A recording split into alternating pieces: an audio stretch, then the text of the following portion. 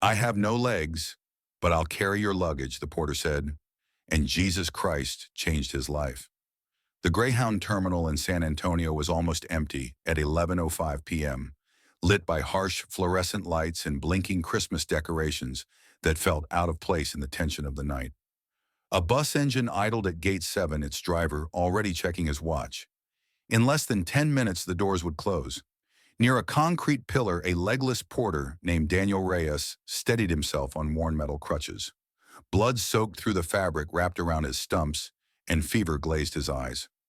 Just hours earlier, a doctor had warned him that infection was spreading fast days, maybe weeks before it would kill him. Still, Daniel was there because if he didn't work, he didn't eat. Then the doors burst open. A man ran in carrying a portable incubator, his voice cracking as he shouted for help. Inside the plastic shell, a premature baby convulsed violently, tiny chest struggling for air. Behind him came a woman pushing an elderly grandmother in a wheelchair, three small children crying, and 8 oversized suitcases tumbling across the terminal floor. 10 minutes, the driver called out. Last call. Panic rippled through the terminal. Travelers froze. No one moved. The father's eyes scanned the room until they landed on Daniel. He hesitated, then ran toward him anyway, desperation overriding reason. Please, he begged, pressing cash into his shaking hand. I'll pay anything. We have to get to the hospital. My baby is dying.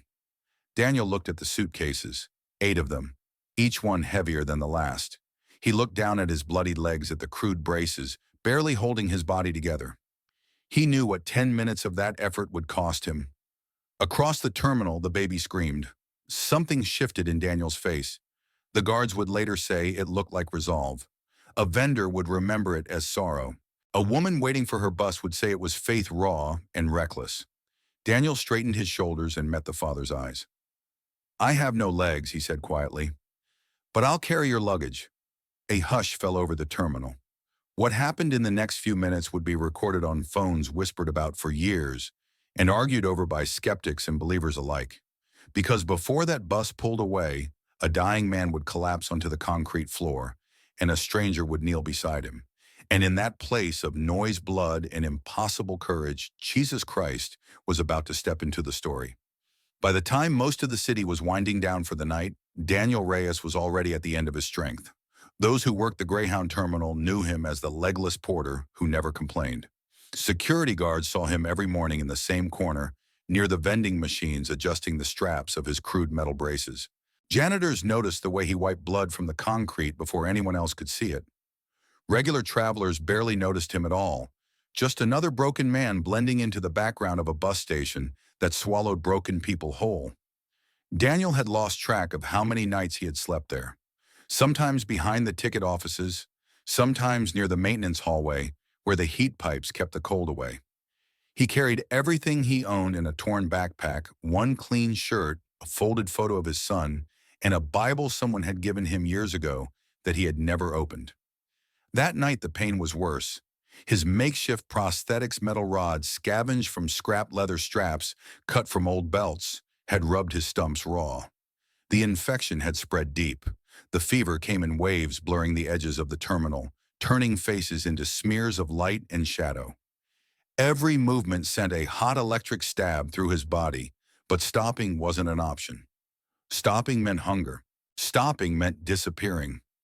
Earlier that afternoon, Dr. Patel at the community clinic had spoken gently, but without illusion. The infection was in the bone now. Without proper treatment and real prosthetics, Daniel wouldn't last long. Days, maybe weeks. Daniel had nodded, thanked him, and wheeled himself back toward the bus station, knowing the truth he didn't say out loud. There was no money, no insurance, no safety net waiting for him. Around him, life moved on. A couple argued quietly over tickets. A teenager scrolled his phone, laughing at something no one else could hear. A mother rocked a tired child to sleep on a plastic chair. To them, Daniel was invisible, a man without legs in a place designed for people passing through, not for those stuck behind. But Daniel felt every second. He felt the weight of his body pressing down on arms that had grown unnaturally strong from years of dragging himself forward. He felt the fever stealing his breath. He felt the memory of better days slipping further away each time he closed his eyes. Most of all, he felt the absence. His son Ethan would be 15 now. Daniel did the math often, usually late at night when the terminal was quiet. He wondered how tall Ethan had grown, whether his voice had changed, whether he still remembered his father at all. The thought hurt more than the infection. Losing his legs had taken his mobility. Losing his family had taken his faith. That night, as Christmas lights flickered above the terminal, and a faded image of Our Lady of Guadalupe hung near a closed kiosk, Daniel leaned against a pillar and fought the shaking in his hands. He wasn't praying anymore, not really. Not like before, but something inside him whispered anyway. Just get through this night. He didn't know it yet, but the night wasn't going to pass quietly. The warning had come earlier that afternoon in a small exam room that smelled of antiseptic and old paper. Doctor. Patel closed Daniel Reyes's chart slowly, the way doctors do when there is no gentle way to say what comes next. From the doorway, a nurse watched in silence. She had cleaned Daniel's wounds before. She knew the smell. She knew what it meant. Daniel, Dr. Patel said, lowering his voice, the infection isn't just on the surface anymore. He turned the monitor so Daniel could see it. Grainy images, gray shadows, where bone should not have been exposed. The infection had crept inward, feeding on tissue that had already been pushed past its limits. It's osteomyelitis, the doctor continued. Your body is fighting, but it's losing. If this turns into full sepsis, it won't give us much warning. Daniel listened without interrupting. His face didn't change. Men like him learned long ago that panic didn't buy time. How long, he asked. Dr. Patel hesitated. That pause was louder than any answer. Days, he said finally. Weeks at best. The nurse looked away. The doctor went on explaining options that sounded more like math problems than hope. Hospital admission, stronger antibiotics, surgical revision, proper prosthetics to prevent constant reinfection. Each sentence ended the same way, with a cost Daniel could never afford. I don't have insurance, Daniel said quietly. I know, Dr. Patel replied, and I wish that changed the medicine. There it was, the truth that followed Daniel everywhere. Survival in America wasn't just about strength. It was about paperwork, numbers, access. Things Daniel didn't have. The doctor leaned back, rubbing his eyes. If you keep using those homemade braces, he said, you're reopening the wounds every day. You're bleeding internally. You're exhausting your immune system. Daniel, I need you to understand, your body is running out of time. Daniel nodded once. What do you want me to do, he asked. Stop working. Silence settled between them. Outside the clinic, traffic passed like nothing in the world was wrong. Inside, the clock on the wall ticked loudly each second, another grain of sand falling through an hourglass Daniel couldn't turn over. Dr. Patel finally spoke again. If you feel chills, confusion, shortness of breath, if the fever spikes, you need to go to the ER immediately. Daniel managed a faint smile. I work nights, he said. I'll keep an eye on it. The nurse reached into a drawer and handed him fresh bandages. She wrapped them carefully, her hands gentle, professional, and tired. When she was done, she squeezed his shoulder just once. Outside, the sun was already dropping low. Daniel wheeled himself back toward the Greyhound terminal, the doctor's words echoing with every push of his arms. Days, weeks at best. At the terminal, the noise swallowed him again. Engines, voices, announcements. Life didn't slow down just because someone was dying. Daniel retied his straps, ignoring the pain, ignoring the warmth spreading beneath the bandages. If time was running out, then every hour mattered. No one in the terminal knew that the man bracing himself near the gates was walking on borrowed time. No one knew his body was a countdown, ticking toward a moment he couldn't outrun. And no one knew that before that clock reached zero, Daniel Reyes was about to make a choice that would push his failing body past its final limit and straight into the path of something no medical chart could explain. Long before the infection, before the crutches and the blood-stained concrete of the bus terminal, Daniel Reyes had been a man who planned his future in years, not hours. Back in the spring of 2011, Daniel was 24 and convinced life was finally lining up in his favor. He worked as a junior mechanic outside Laredo, saving every spare dollar with a single goal in mind: open a small auto shop of his own. His hands were steady, his reputation growing, and at night he came home smelling of oil and metal, to a wife who still laughed easily, and a little boy who climbed onto his shoulders like the world was solid and safe. That certainty ended on a freight line just south of San Antonio. Daniel had taken a night job helping inspect rail cars, the kind of work people accepted when rent was due and overtime paid better than rest. The shift ran long. Fatigue crept in unnoticed. Somewhere between the rumble of steel wheels and the hiss of compressed air, Daniel misjudged his footing. The fall was fast and unforgiving. Witnesses would later say they heard the scream before they understood what had happened. The train did not stop. By the time emergency lights cut through the darkness, Daniel lay twisted beside the tracks, shock holding him together while blood soaked into the gravel. Paramedics spoke in clipped tones, working with the efficiency of people who knew survival would come at a terrible price. At the hospital, surgeons fought through the night. When the sun rose, Daniel woke to a silence heavier than pain. He reached down instinctively, already knowing what his eyes confirmed moments later. Both legs were gone. Doctors called it a miracle that he was alive at all. Friends whispered the word blessing. Daniel did not argue, but something inside him went quiet. Recovery blurred into months of antiseptic hallways, physical therapy rooms, and the slow realization that the life he had been building no longer existed. Rachel visited at first. She brought Ethan, still small enough to fit between the rails of the hospital bed, but the visits grew shorter. The smiles thinned. The strain of hospital bills lost income, and a future that looked nothing like the one she had imagined settled into her eyes. By the third month, the conversations changed. She talked about what Ethan needed, about stability, about how a child shouldn't grow up watching his father struggle just to move across a room. Daniel listened, unable to defend himself against a future he couldn't promise. When Rachel finally left, she did it quickly. Papers were signed. Words were said that neither would ever fully take back. Ethan went with her, and the room felt emptier than it had after the surgery. Daniel was discharged with a wheelchair, a stack of pamphlets and well-meaning advice about resilience. What no one explained was how quickly the world forgets men who fall out of its rhythm. The shop dream vanished. Friends drifted. Bills stacked up. Faith, once quiet but steady, eroded under the weight of unanswered prayers. Years later, when people at the Greyhound terminal looked at Daniel and saw only a legless porter with crude metal braces, they never saw the mechanic who once carried his son on his shoulders.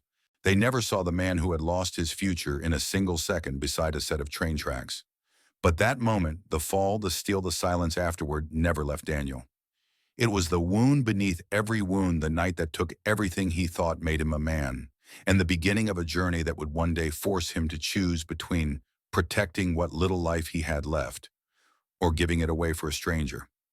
Losing his legs broke Daniel Reyes' body. Losing his family broke something deeper.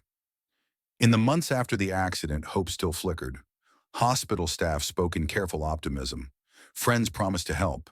And at first, Rachel tried to believe that love would be enough. She sat beside Daniel's bed, held his hand, and told him they would figure it out together.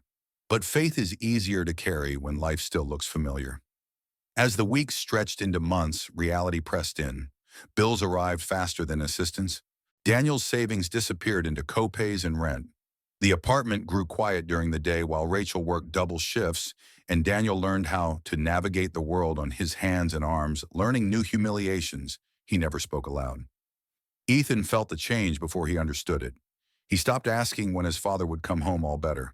He watched his mother cry in the kitchen when she thought no one was looking. At night, he slept with one hand gripping the edge of the bed, as if afraid something else might disappear. The arguments started small, about money, about exhaustion, about the future. Rachel spoke of schools, stability, normalcy.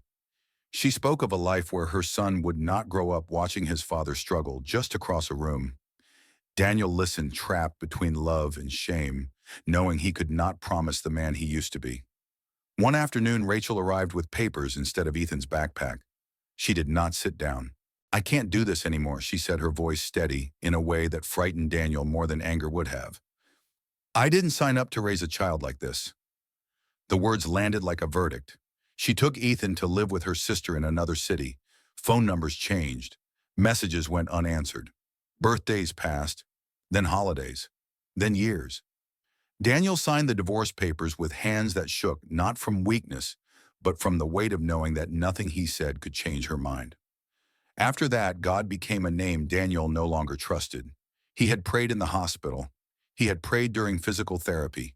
He had prayed when Ethan was taken away, and every prayer seemed to echo back empty. If God existed, Daniel decided he had looked at his life and turned away. The Bible someone had given him stayed unopened at the bottom of his bag. Crosses on hospital walls stopped meaning anything. Faith became a language spoken by people whose lives had not collapsed overnight. Years later at the bus terminal, Daniel avoided churches and charity booths. He accepted help only when it came with no sermons attached.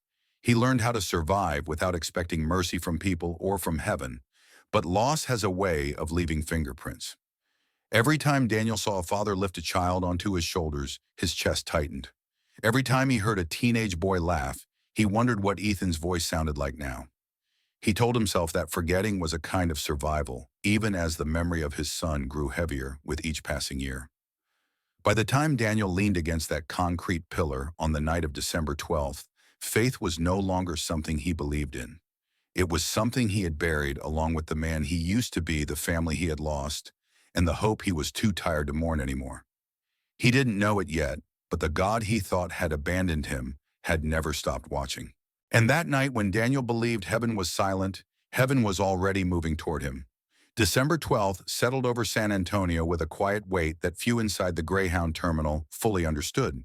For many in the city's Latino neighborhoods, it was the feast of Our Lady of Guadalupe, a night marked by candles, whispered rosaries, and the stubborn belief that heaven still listens to the poor and the broken. At the far end of the terminal, a small poster of the Virgin had been taped to a column near a closed coffee stand, its edges curling from age and humidity. Someone had placed a battery-powered candle beneath it. The flame flickered, fragile but persistent. Daniel Reyes noticed it, as he always did. He told himself it meant nothing, that it was just paper and plastic, just another reminder of a faith he had outgrown. Yet his eyes returned to it again and again, as the night deepened and the fever climbed. Travelers passed beneath the poster without slowing.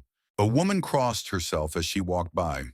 An older man murmured a prayer in Spanish while tightening his jacket. Somewhere beyond the terminal walls, a church bell rang, faint and distant, swallowed by traffic. Daniel leaned against the cold concrete pillar, breathing through the pain. The world felt unsteady, as if the floor itself were tilting beneath him. Sweat soaked his shirt despite the winter air. His hands trembled when he tried to adjust the straps of his braces. He closed his eyes. For a long moment there were no words, only memories, hospital corridors, a small boy's laughter, the sound of divorce papers sliding across a table. Faith had once come easily carried by routine and community. Now it felt dangerous, like opening a wound that never healed.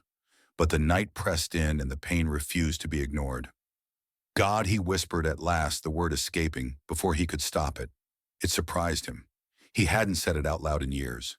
I know I haven't been good, he continued, his voice barely audible over the hum of engines. I know I stopped believing. I know I blamed you for things I don't understand. His throat tightened. He swallowed hard. I'm tired, he said simply. Across the terminal, a child cried. An announcement echoed through the loudspeakers, calling out destinations Daniel had never been able to afford. Just let me live one more day, he murmured, not bargaining for miracles, not asking for legs or money or revenge. One more day. Maybe long enough to see my son again, if that's even possible. The words hung in the air, fragile and unfinished. A security guard later recalled seeing Daniel at that moment, head bowed or eyes closed, lips moving. To him, it looked like a man talking to himself. To the woman selling tamales near the exit, it looked like prayer, the kind spoken when pride is finally exhausted. Daniel opened his eyes and stared once more at the image of Our Lady of Guadalupe. For reasons he couldn't explain, his chest ached, not with anger, but with something dangerously close to hope. He wiped his face, ashamed of the moisture there, and straightened as best he could. Whatever happened next, he told himself, he would face it awake.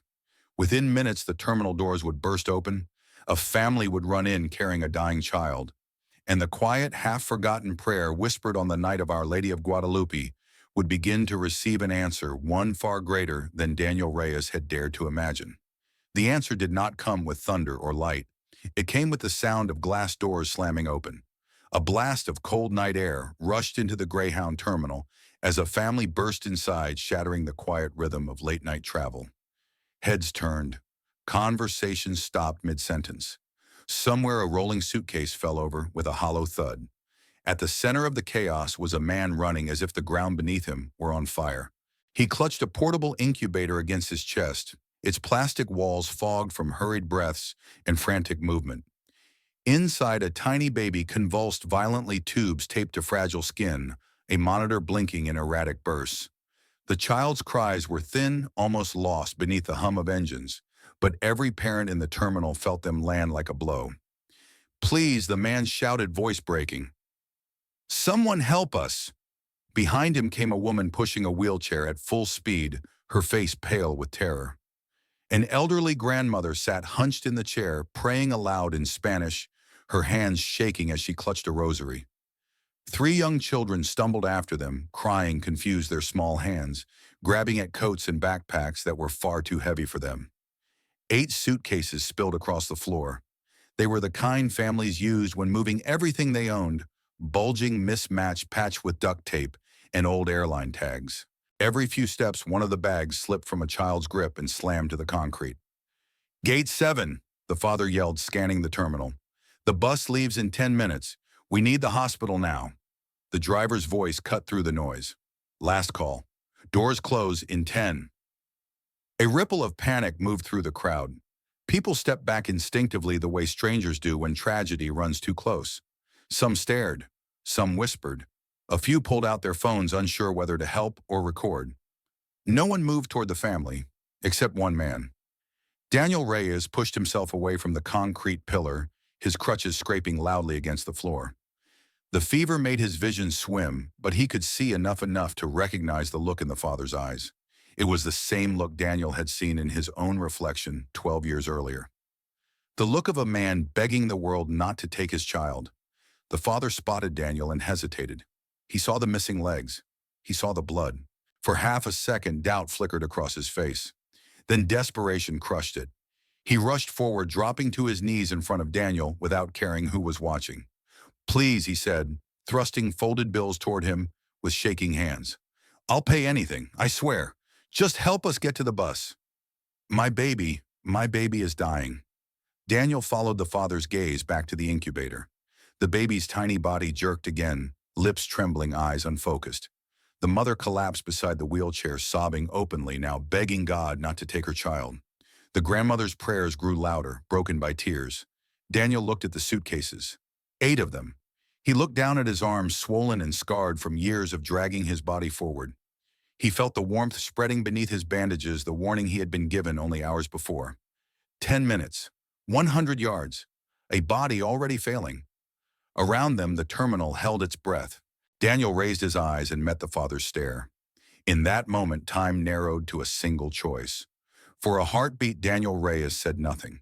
The folded bills hovered between his bloodied hands and the father's trembling fingers. The terminal noise seemed to recede, as if the building itself were waiting. A security guard later said it felt like the air had thickened.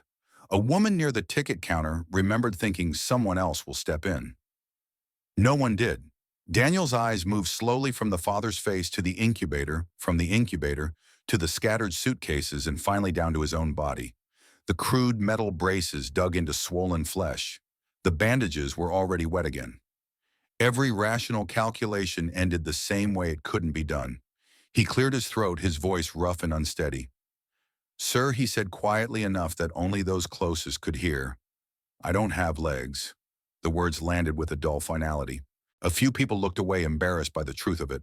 The father's shoulders sagged. For a second, hope seemed to drain out of the room.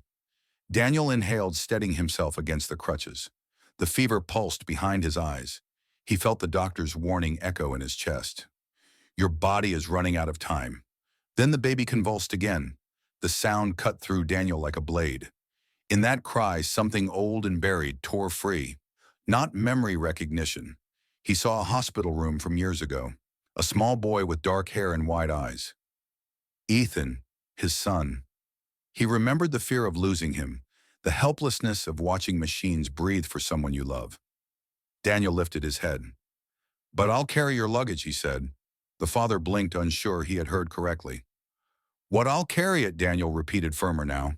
"All of it." Murmurs rippled through the terminal. A guard took a step forward, then stopped. A janitor shook his head. Someone whispered, "He'll kill himself."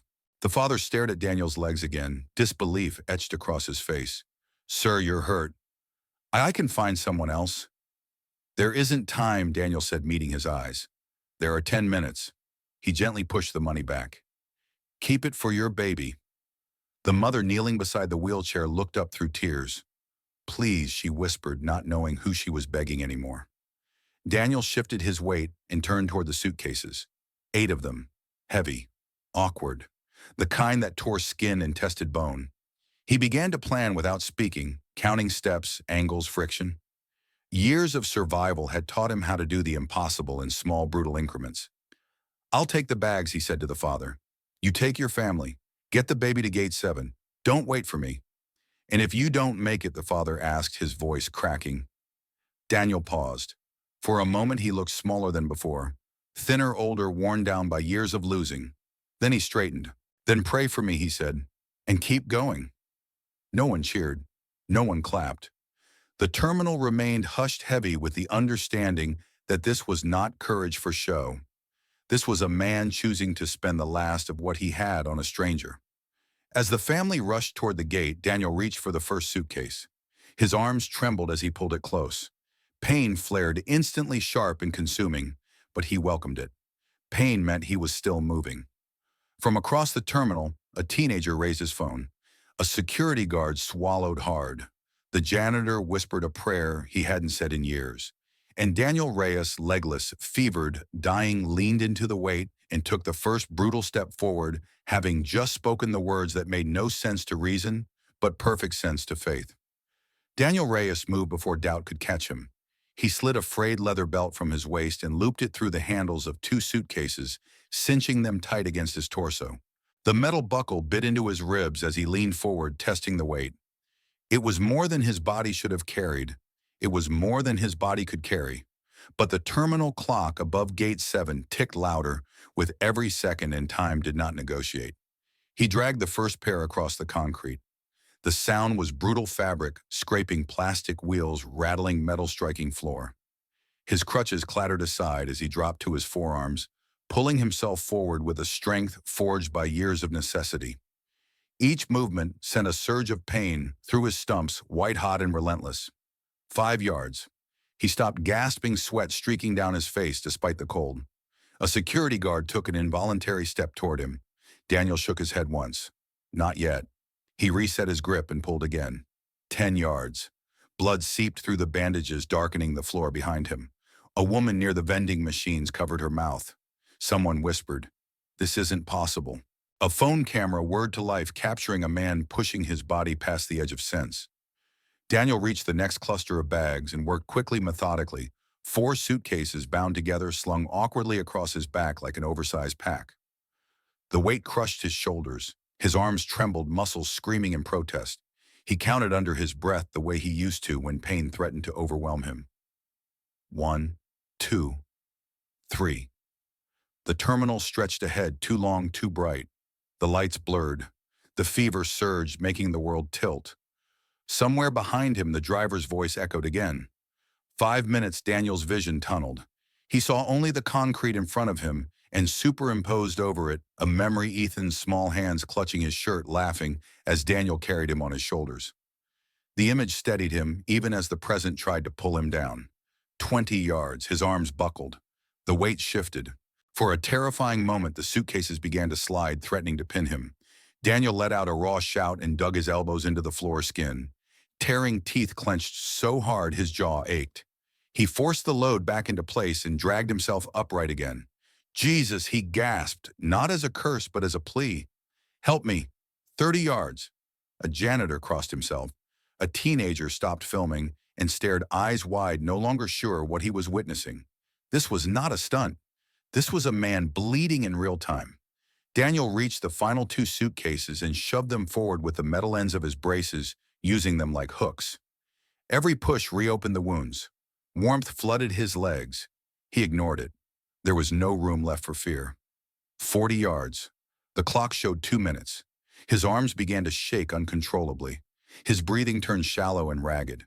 The floor felt farther away with each pull, as if the terminal itself were resisting him. He collapsed forward, cheek slamming against the concrete. For a moment, everything went quiet. Then somewhere above him, a calm voice spoke. "Do you need help?" Son Daniel turned his head, struggling to focus. A man stood beside him, older, simply dressed, hands rough and steady. Daniel didn't recognize him. The man didn't wait for permission. He reached down, lifted several of the suitcases with an ease that made no sense, and nodded toward the gate. "Come on," he said gently. "We're almost there." Together they moved, 50 yards. The bus loomed ahead, doors still open, engine rumbling. The family waited near the gate, the baby's cries sharper now, more urgent. The driver checked his watch, jaw tight. Daniel pushed with everything left in him. 60 yards. The race was no longer against the clock alone.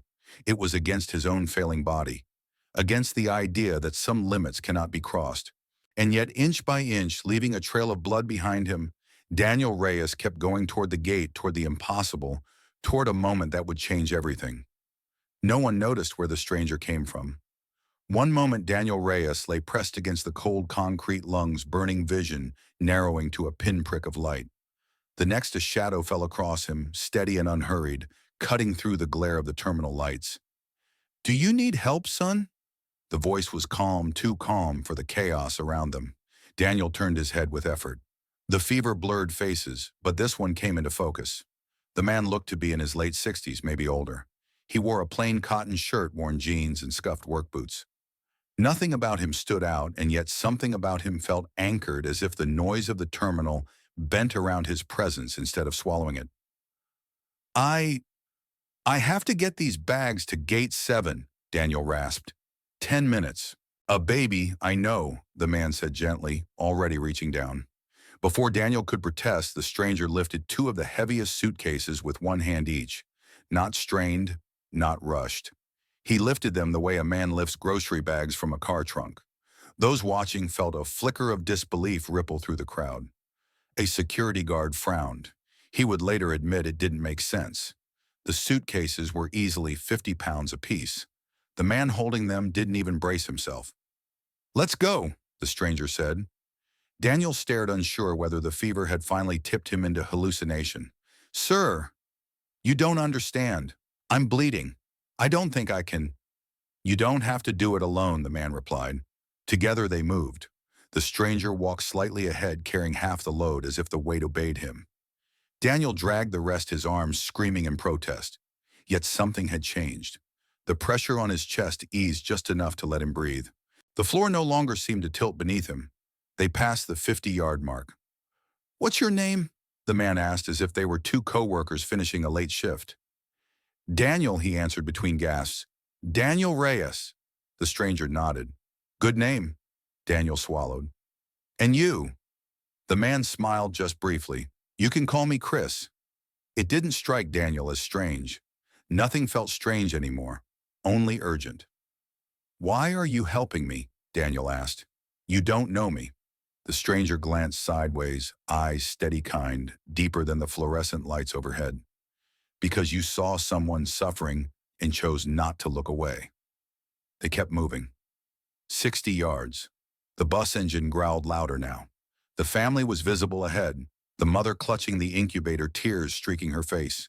The driver stood by the open door, keys already in hand. 1 minute, he shouted. Daniel's arms buckled. His body sagged forward, strength draining out of him in a rush of heat and dizziness. He would have fallen if the stranger hadn't shifted instantly, redistributing the weight, steadying the load without breaking stride. "I can't," Daniel whispered, shame and fear tangling in his chest. "Yes, you can," the man said quietly. "You already are." 70 yards. Something about the stranger's presence pushed back the pain, not erasing it, but holding it at bay, like a firm hand on Daniel's shoulder. Daniel felt as if he were moving inside a narrow corridor of calm while chaos raged on either side. They reached the gate just as the driver stepped forward to close the door. "Hold it," the stranger said. The driver froze. Later he would say he didn't know why he listened. The suitcases hit the ground in a heavy pile. The family rushed forward, voices breaking with gratitude. The mother sobbed openly. The father grabbed Daniel's hands, then stopped short when he saw the blood soaking through the bandages. "Oh my God," he whispered. Daniel tried to answer, but his strength gave out. His body folded inward, knees hitting the concrete, then his shoulders. Darkness pressed in from the edges of his vision. As he fell, he felt hands, strong, warm, impossibly steady, catch him before his head struck the floor. "Stay with me, Daniel," the stranger said softly. And for the first time that night, the terminal went silent, not with shock, but with the unshakable sense that something far greater than human effort had just stepped into the story. The suitcases hit the concrete with a final hollow thud. For half a second, no one moved. Then everything happened at once. Now the driver shouted, waving the family forward. The bus door stayed open as the father scooped up the first bag, his hands shaking so badly he nearly dropped it. Passengers rose from their seats to help, forming an impromptu chain. Someone lifted the wheelchair. Someone else steadied the incubator as the mother climbed the steps, sobbing prayers through clenched teeth. The baby cried, loud, sharp, alive. That sound cut through the terminal like light. The grandmother looked back from the bus steps, tears streaming down her face as she crossed herself again and again. "God bless you," she whispered, her voice breaking. "God bless you forever." The father turned to Daniel, clutching a wad of cash. He froze when he saw the blood pooling beneath Daniel's legs, staining the concrete dark red. "Oh my God," he said. "You're bleeding." Daniel tried to answer. His lips moved, but the words didn't come. The fever surged hard and fast, stealing his breath. His vision narrowed to the open bus door, and the baby inside now cradled against the mother's chest. Alive, Daniel thought. He's alive. The father pressed the money into Daniel's shirt pocket with shaking hands. "I'll pray for you," he said, tears spilling freely now. "Every day, I promise." The driver slammed the door shut. The bus lurched forward, pulling away from Gate 7, carrying the family into the night toward a hospital, toward hope, toward a future that still existed because a stranger had refused to say no. As the red taillights disappeared, Daniel's body gave up. His arms buckled. His shoulders collapsed inward. He slid down slowly at first, then faster until he hit the concrete on his side. The pain was distant, now replaced by a heavy numbness, spreading through his chest and limbs. People rushed toward him. A security guard knelt, calling for a medic. A woman took off her coat and pressed it against Daniel's bleeding legs. Someone else shouted for an ambulance. The terminal buzzed again, but the sound felt far away, muffled, like it was coming from underwater. Daniel stared at the ceiling lights, blinking slowly. He felt hands beneath his shoulders, strong hands lowering him gently onto his back. The stranger knelt beside him, blocking out the glare, his face calm in the chaos. "You did it," the man said quietly. Daniel tried to smile. His mouth barely moved. "Did they make it?" he whispered. "Yes," the stranger answered without hesitation. "They made it." Daniel exhaled a long, shuddering breath that seemed to empty him completely. His eyes fluttered. Darkness crept in at the edges of his vision, thick and tempting. Around them, voices overlapped. "He's losing consciousness. Where's the ambulance? Don't let him fall asleep." The stranger leaned closer, his hand steady against Daniel's shoulder. "Stay with me," he said, not loudly, but with a certainty that cut through the noise. "This isn't the end of your story." Daniel heard the words as if from a great distance. He wanted to believe them. He wanted to ask the man his name again. He wanted to say thank you. But his strength was gone. As his eyes finally closed, the terminal seemed to hold its breath, caught between relief and fear, between what had been saved and what might still be lost. The bus was gone. The child was alive. And on the cold concrete of Gate 7, Daniel Reyes lay bleeding and unconscious, having given everything he had left just seconds before something far greater than exhaustion was about to reveal itself. The terminal did not notice the miracle at first. People were still shouting for help. A security guard was on his radio. Someone knelt beside Daniel Reyes, pressing a jacket against his bleeding legs. To most eyes, it looked like the final moments of a man who had given too much. Only the stranger remained calm. He knelt fully now, shielding Daniel's body from the crowd. His hands, steady, warm, unmistakably gentle, rested on the ruined flesh where Daniel's legs had once ended. The fevered tremors slowed. Daniel's breathing steadied, as if his body were finally listening to a command it recognized. Then something changed. A warmth spread beneath the stranger's palms, not the heat of infection, but something deeper, creative, deliberate. Those closest would later struggle to explain it. Some said the air shimmered, others said the lights flickered. One janitor swore the noise of the terminal faded, until all he could hear was his own heartbeat. The wounds closed. Before anyone could speak, before fear could turn to disbelief, the impossible began to unfold. Bone formed where there had been none. Muscle followed fiber by fiber, weaving itself with a precision no surgeon could imitate. Skin sealed over living tissue, whole and unscarred. Daniel gasped. His eyes flew open as sensation rushed back into places that had been silent for 12 years. He cried out, not in pain but in shock, so profound it stole language from him. He looked down and saw feet, knees, legs, whole, complete, real. Hands flew to mouths. Someone screamed. Someone else dropped to their knees. Daniel tried to move. His toes responded. His knees bent. He pressed his palms to the concrete and pushed himself upright, trembling not from weakness, but from the weight of what was happening. He stood. The stranger rose with him. Daniel's eyes locked onto the man's face now, truly seeing it for the first time. The calm, the authority, the compassion that felt older than time itself. Who are you?" Daniel whispered. The man met his gaze. "My name is Jesus Christ," he said, not loudly, not dramatically, but with a truth that settled into the room like gravity. Daniel fell to his knees, sobbing. Jesus placed a hand on his shoulder. "I did not give you new legs so you could return to your old life," he said. "I gave them to you so you could walk into the life prepared for you." Then came the revelation. "Your son is alive," Jesus continued. "He has been looking for you. He prays every night that his father will find him. Go to him." Daniel's heart shattered and healed in the same breath.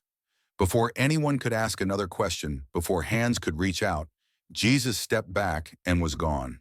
Not walking away, not hidden by the crowd, simply no longer there. Later, people would argue about what they saw. Some would say adrenaline caused hallucinations. Others would swear they witnessed the living Christ. But no one could explain the legs, and no one could deny what followed.